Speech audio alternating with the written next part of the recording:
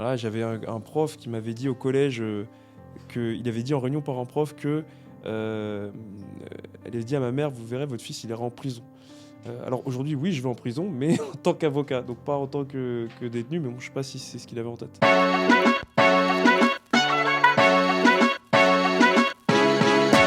Bonjour Seidi, bienvenue chez le M. Salut Malik, merci beaucoup de me recevoir. Avec plaisir. Comment vas-tu? Ça va très bien, merci, hein, il fait beau, le beau temps revient, enfin, ça dépend quand les gens vont regarder le podcast, mais en tout cas, là pour l'instant il fait beau, donc Très bientôt, très ça va très bientôt. bien. Toi, ça va? Ouais, ça va, merci, ça va, merci. Ravi de te recevoir. Moi, je te connais. Et ceux qui nous regardent, peut-être qu'il y en a qui ne te connaissent pas, donc je vais te demander un petit peu de te présenter, de nous dire qui est Seidi Ba. Et je te laisse la parole.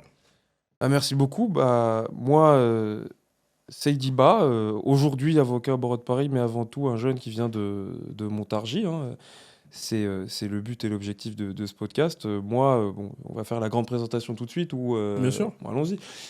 Moi, au départ, je nais à Amilly, au Cham. On va mettre les petites références au Ouais, fur et à mesure. t'es un vrai natif de Exactement. l'agglo. De Ami, exactement, 4 janvier 95. Et mes parents, quand ils viennent, mon père qui avait fait ses études en URSS, il vient s'installer à Montargis avec ma mère, il arrive rue Paul Dubé à Chautemps.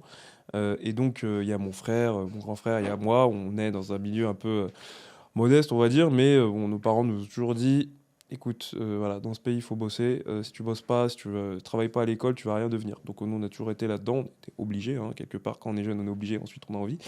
Ensuite, voilà, on a déménagé, on est allé à la Chaussée pendant quelques années, puis ensuite on a été à Kennedy, et donc j'ai fait toute mon enfance jusqu'à mes 18 ans à Montargis, école Jean Moulin, école Albert Thierry, ensuite collège Le Grand Clos, lycée en forêt, puis ensuite on est parti pour la grande ville à Paris, et j'ai fait mes études et je suis devenu avocat au barreau de Paris. Aujourd'hui, j'ai mon cabinet avec un associé et deux collaboratrices. D'accord, très bien. Donc tu as fait toute ton enfance à Montargis, dans l'agglomération montargoise. Exactement. Moi, et d'ailleurs, quand on est à Montargis et quand on est à Montargis et qu'on a des moyens plutôt modestes, on va dire qu'on connaît peu de choses de l'extérieur. Mhm. On va dire que si ce n'est les sorties scolaires ou autre chose, ou alors les vacances, mais bon, vacances c'est quelquefois au pays, on va dire, mais on connaît pas grand-chose de ce qui nous entoure en dehors de la ville. Donc c'est vrai que moi, je suis vraiment resté au départ très longtemps Montargis, quoi. Bon, Villemandeur, Sepoix, tout ça, mais Ok, en ouais, gros, ouais, dans l'agglo l'agglo, quoi. dans l'agglo, dans l'agglo. D'accord, très bien. Mm.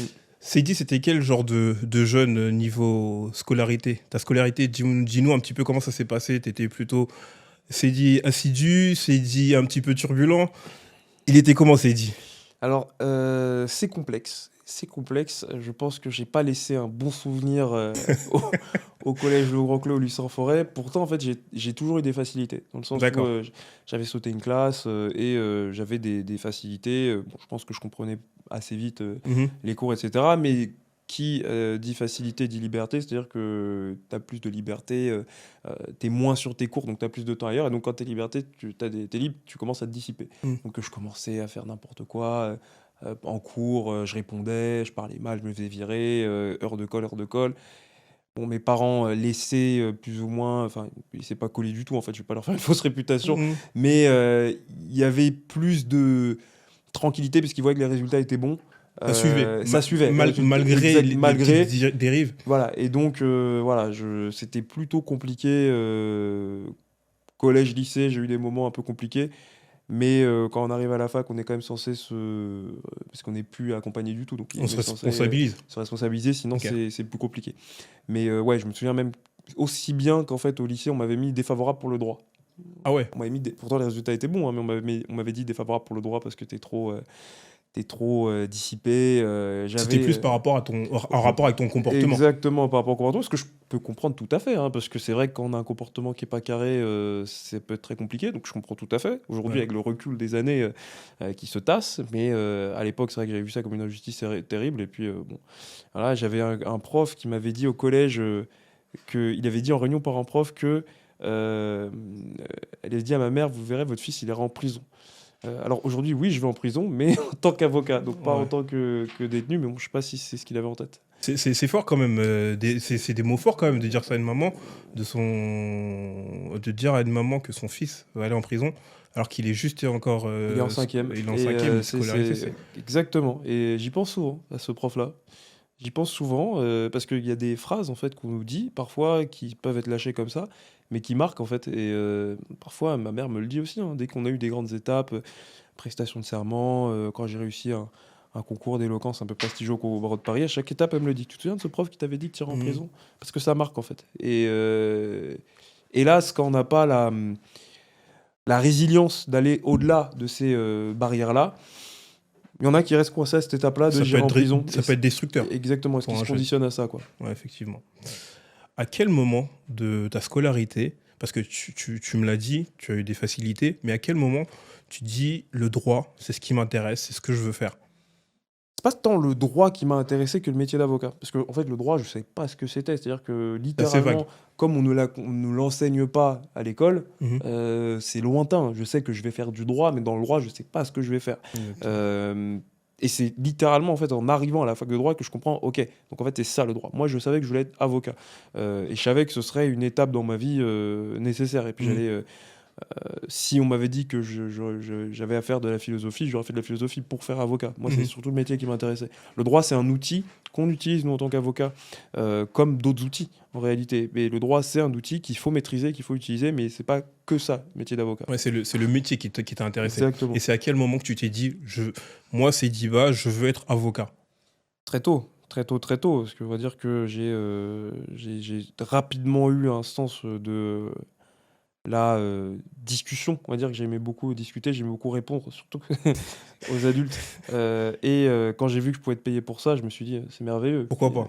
pourquoi pas? Pourquoi pas? Et puis je regardais les séries américaines, etc. Puis l'avocat, à chaque fois, c'était la personne qu'on écoute, Ouais, la ouais, personne qui a quelque exactement. chose à dire et qui aussi représente quelque chose. Je pense que c'est aussi important, euh, voilà, quand on a des parents qui ont fait beaucoup d'efforts et qui n'ont pas toujours vu ces efforts récompensés, de montrer aussi une certaine forme d'ascension sociale et de montrer qu'on peut réussir. Et c'est vrai qu'avocat, au-delà du métier que c'est en tant que tel, c'est aussi un métier, enfin, c'est aussi un statut, c'est aussi un titre. Mhm. C'est-à-dire que partout dans le monde où on va, et je ne sais pas si je vais rester avocat toute ma vie, probablement pas, mais partout dans le monde où on va, si on dit avocat, les gens comprennent. Il n'y a pas de je suis développeur en je sais pas quoi. Non, là, c'est les gens, on les perd. Mhm. Avocat, je vais en Indonésie, aux États-Unis, n'importe où, lawyer, ok, on comprend. Et donc ça permet aussi de éventuellement rebondir sur autre chose. D'accord. Alors, on a parlé de ta scolarité, on a dit que tu es devenu avocat, mais pour arriver à devenir avocat, tu as rencontré des difficultés, je pense, des moments de doute. J'en suis quasiment certain parce qu'il y en a toujours dans le parcours d'une vie. Donc, comment ça s'est passé? Comment ça s'est passé et qu'est-ce qui t'a poussé à te dire je vais me battre, je vais quand même y arriver malgré les difficultés et malgré les épreuves?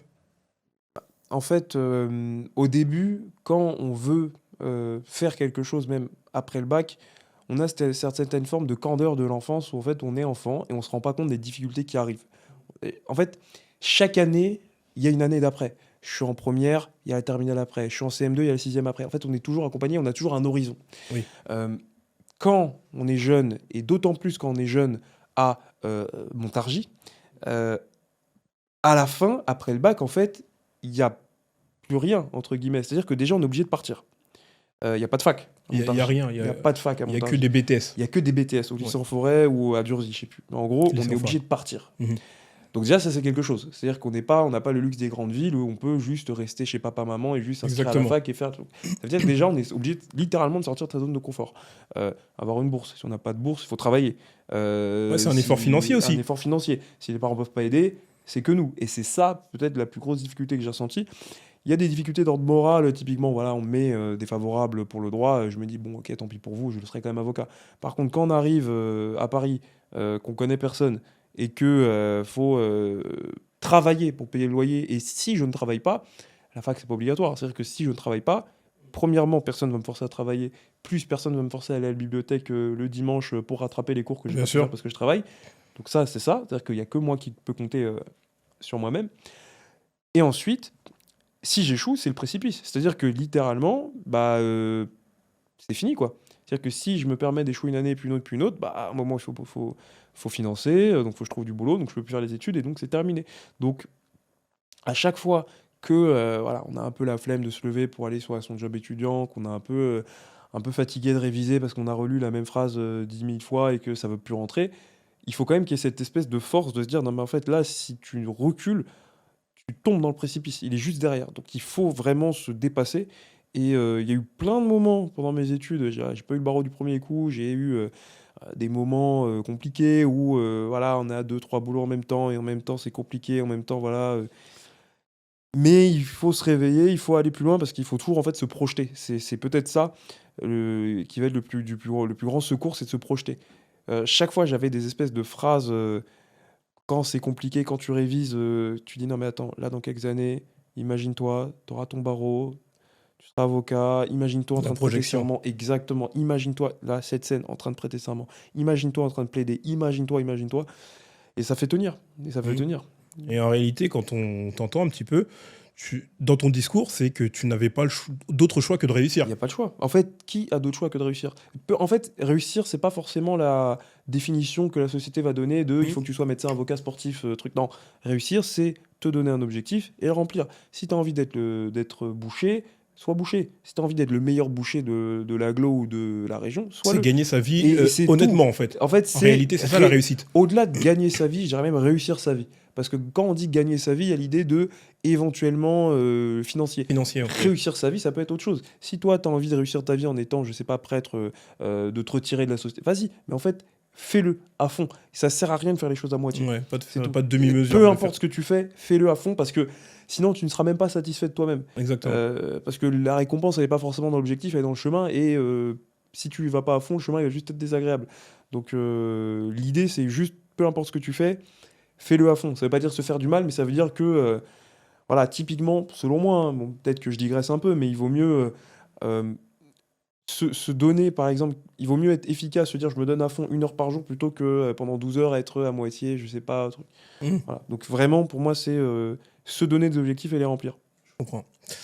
J'en profite pour remercier notre sponsor, Consoft, qui est une entreprise qui apporte des solutions numériques depuis plus d'une dizaine d'années. Donc, le dirigeant de Consoft, qui est également un ancien de Montargis, que j'espère que j'aurai la chance d'inviter.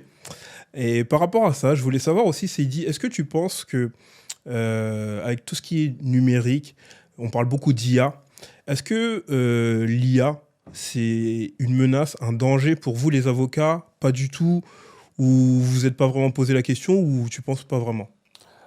Bah, nous, on est une vieille profession de gens qui se protègent et qui ont beaucoup peur, hein. C'est-à-dire que dès lors qu'il y avait la machine à écrire, je pense qu'il y en a qui disaient que c'était une menace pour l'encrier. Quand il y a eu les ordinateurs, des gens ont eu peur. Internet, pareil. Aujourd'hui, en fait, à un moment, le train il passe. Si tu le prends pas, il te roule dessus. Et l'IA, c'est pour moi une des nouveautés. Enfin, c'est une avancée technologique du même ordre que l'imprimerie. C'est-à-dire que ça change notre façon de vivre, notre façon de penser, nos façons de travailler, de réfléchir. Et il faut pas se laisser submerger, parce que bon, ça a aucun intérêt aussi. D'autant plus, nous, dans notre métier, il n'y a pas forcément de menace existentielle, dans le sens où il y aura toujours autant d'avocats, parce que on a cette espèce de, en tout cas pour l'instant, hein, je ne sais pas, qu'on n'a pas encore atteint ce qu'on appelle la singularité dans l'IA, hein, c'est le Mhm. moment où l'IA va s'améliorer elle-même et être plus puissante que nous tous. Mhm. Mais nous, en tout cas, il faut se servir de cet outil-là. Et cet outil-là, moi, personnellement, déjà en tant qu'avocat, on a tous les jours notre ordinateur portable sous le bras, sinon on ne sert à rien, dans toutes les matières. L'IA, aujourd'hui, ça permet de, pas de nous remplacer, mais d'avancer énormément et de faciliter énormément notre travail. Donc, ouais, c'est hyper important. Et ceux qui sont réfractaires disparaîtront. D'accord, je comprends bien. Euh, Vanity Fair, Le Parisien, Jeune Afrique. Tu as fait la une de plusieurs médias, c'est connu. Qu'est-ce que ça t'inspire? C'est une reconnaissance pour toi? C'est la suite de ton parcours? Ça en fait partie? C'est quoi pour toi, toutes ces distinctions? Je pense que c'est la conséquence de plusieurs opportunités que j'ai su saisir. C'est-à-dire que déjà, je pense que c'est pas un hasard, je représente quelque chose. Voilà, je suis un jeune avocat noir, euh, qui qui est pas parisien d'origine, ça veut dire quelque chose. Donc en fait, quand les médias s'intéressent à nous, c'est parce qu'ils savent aussi que les articles vont éventuellement être lus. Et si les articles vont être lus, c'est parce qu'il y a des gens qui vont les lire. Donc peut-être des gens qui se reconnaissent en moi. Mhm. Je pense que c'est ça globalement. Donc il faut savoir rester modeste. C'est-à-dire que c'est pas parce que j'ai quelques médias qui s'intéressent à moi que tout d'un coup je suis un génie et que je suis le nouveau Dupond-Moretti. Non, il faut travailler, il faut continuer à faire ses preuves tous les jours vis-à-vis de nos clients. Parce que bon, le client qui est en détention depuis un an, Vanity Fair, il s'en moque, hein. Lui, il veut Ouais, sortir et exactement. donc il veut que sa demande de Exactement. mise en liberté soit posée. Donc c'est surtout ça dont il faut se souvenir. Après, c'est clair que c'est des distinctions et des formes de reconnaissance qui font plaisir parce que ça permet d'avancer aussi. C'est-à-dire que dans une carrière, c'est pas rien. Et je sens quand même qu'il y a eu un avant, un après, dans l'intérêt que d'autres médias peuvent avoir par rapport à moi, dans la reconnaissance de certains clients, dans certaines affaires qui vont arriver qui n'arrivaient pas avant. Mhm. Donc ça m'inspire beaucoup de gratitude vis-à-vis de tout ce qui a pu m'amener à y arriver, hein. C'est-à-dire que quand moi j'ai le journaliste de Vanity Fair qui m'appelle, je suis très très très content et j'ai beaucoup de gratitude. Et ça me pousse à continuer. Voilà, hein, aujourd'hui, hier c'était Vanity Fair, pourquoi pas demain Time Magazine? Bien sûr, et Pourquoi et pas? on te le souhaite. On te le souhaite, on te le souhaite. Si tu avais un conseil à donner à Seydi collégien, Seydi qui était un petit peu turbulent, qui répondait beaucoup, ce serait quoi? Travail, en fait, travail. On peut avoir des facilités, les facilités, si elles ne sont pas converties en résultats, ça ne sert à rien. Mhm. Il y en a plein, plein qui avaient des facilités, et là, c'est dans tous les domaines, hein. Euh, on en a combien des... Un truc qui me rend fou à Montargis, par exemple, c'est il y en a combien qui auraient pu être dans des clubs pro au foot? Exactement. Mais des dizaines. C'est Des vrai. gars, on les connaît tous super C'est chauds, vrai. super forts, C'est vrai. mais ils n'ont pas bossé, mais il y a eu des détections, ils n'ont pas bossé, Mm. et maintenant, Ils se sont reposés sur leur ils laurier. sont juste là à nous dire, ouais, tu sais, moi j'étais au centre avec lui, mais j'étais meilleur que lui. Ok, d'accord, lui il est pro, toi t'es nulle part. Et ça, c'est pareil pour moi dans tous les domaines, et c'est le conseil que j'aurais donné, c'est travaille tout de suite. Ça sert à rien, parce que j'ai dû me mettre à travailler à un moment, mais j'aurais tellement eu plus d'avance si dès le début je m'étais mis à bosser. Mhm. Et certes, on peut avoir cet esprit de révolte, il faut toujours l'avoir, c'est-à-dire qu'il faut jamais être une personne qui ne discute pas, qui ne repense pas les ordres qu'on lui donne, etc. Il faut toujours penser, il faut toujours réfléchir. Mais ça veut, il faut pas disperser son énergie dans des bêtises. Et ça veut pas dire qu'il faut pas se reposer, qu'il faut pas partir en vacances. Mais en tout cas, quand par exemple tu es en cours, en fait, tu as 1 heure de maths, fais 1 heure de maths. Commence pas à parler avec ton pote, commence pas à discuter, commence pas. Non, fais 1 heure de maths. Profites-en. Tu as Mhm. 1 heure d'histoire, fais 1 heure d'histoire. C'est pour ça, il y a énormément de moyens qui sont là pour toi. Pour ça, fais-le. Donc s'il y a un conseil que j'aurais pu me donner, c'est ça m'a pas trop mal réussi, mais je pense que j'aurais pu être plus loin encore si j'avais bossé à tous les niveaux. D'accord. Et dans la même lancée, bon, là, tu as donné un conseil à quelqu'un qui s'est dit plus jeune, mais aujourd'hui, si quelqu'un regarde le podcast et qui se dit j'aimerais bien être comme Seydi dans 5 ans, dans 10 ans, être le prochain au barreau de Paris, quel conseil tu lui donnerais? Là, tu as beaucoup parlé de travail, mais est-ce qu'il y a d'autres secrets? Est-ce qu'il y a d'autres... Moi, je dirais le travail. Bah, dans un premier temps, Bien sûr, ça va dans tous les domaines. la valeur sûre. Après, il faut pas. En fait, il y a des. Aujourd'hui, on est dans une société qui a beaucoup de. Un peu comme des sirènes. Tu vois, Ulysse qui est appelé par les sirènes, et les sirènes, elles te poussent à te jeter à l'eau et à te noyer quand elles chantent. Et il y a beaucoup de sirènes. Euh, Vouloir de l'argent facile.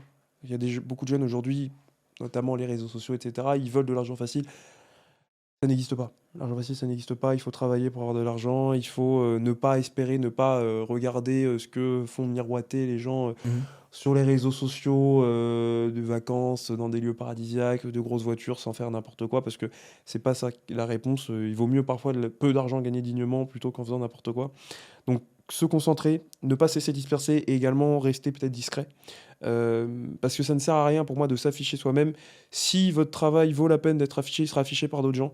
Mais ça ne sert à rien de vouloir trop en faire parce que ça n'apporte pour moi rien de positif. Donc pour résumer, travailler, rester discret et puis on va dire que la vie est bien faite et ça paiera quand ça paiera. Seydi, je tenais à te remercier parce que je sais que tu as un emploi du temps assez chargé. Et tu es notre premier invité de Bienvenue chez le M, donc tu es vraiment le précurseur. On te remercie du temps accordé parce que tu n'as pas beaucoup de temps. Donc on te remercie beaucoup et on te souhaite beaucoup de réussite pour la suite et beaucoup de bonnes choses. Et à très vite. Bah, merci beaucoup de l'invitation et puis je suivrai le podcast avec attention. Merci beaucoup. Avec plaisir. À bientôt. À bientôt.